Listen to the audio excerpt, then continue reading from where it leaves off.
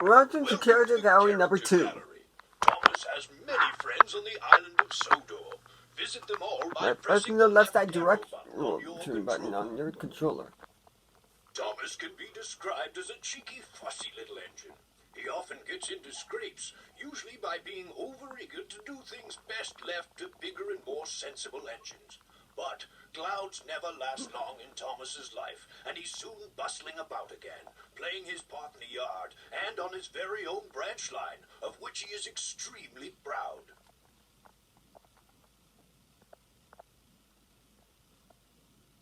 James is a medium-sized engine. His 6 driving wheels are not as big as Gordon's and not as small as Thomas's. He has a fine scarlet coat and brass dome and likes to think of himself as a really splendid engine. This can occasionally lead to highfalutin ideas about the sort of work suitable for such a noble creature. Invariably, they land James in trouble.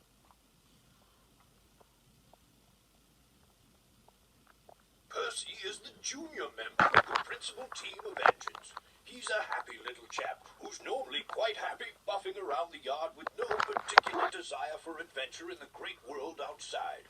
He is always keen to oblige, a fact of which the other engines are apt to take advantage.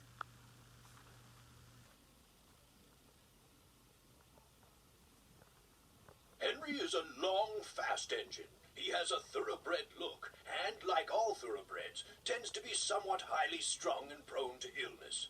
But he has his new shape now, and sympathetically driven, he'll give any engine a run for its money.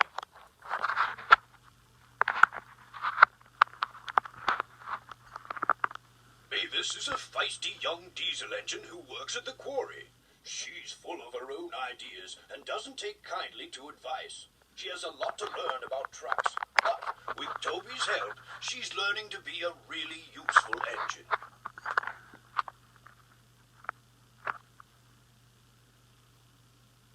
Gordon is the senior member of the engine family, the fastest and most powerful of my string, and he knows it. He's good-hearted, though, and always willing to forgive, and use his superior strength to help smaller engines out of trouble.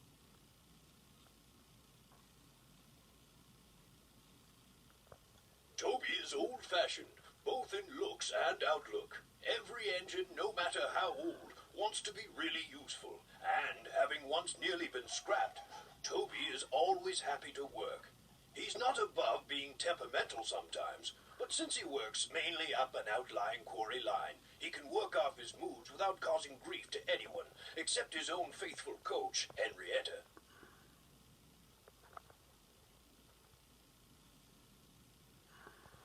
Annie and Clarabelle were given to Thomas as a reward for being a really useful engine. They're much loved, but have both seen better days. Annie carries passengers. She's always pulled by Thomas and travels facing him.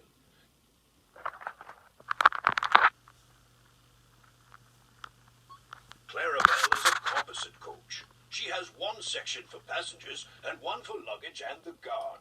Clarabelle always travels behind Annie, Facing away from Thomas.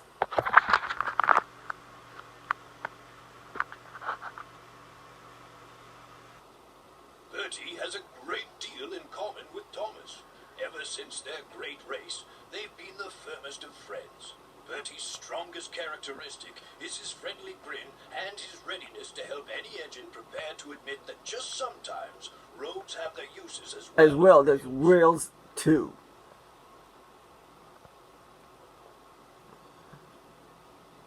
In a railway family, Harold can hardly avoid having a high profile. He brings a welcome spot of dash to the quiet landscape of Sodor whenever he appears, and even if the noise he makes is occasionally wearing, he is good-hearted, and the engines are always pleased to see him.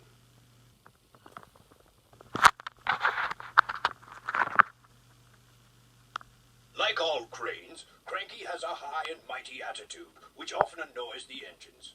Cranky knows that if he ever gets too big for his crane hook, the engines have ways of getting back at him. However, Cranky enjoys teasing them because, he says, it makes for good working relationships. But don't ask Percy if he agrees. Ask me later.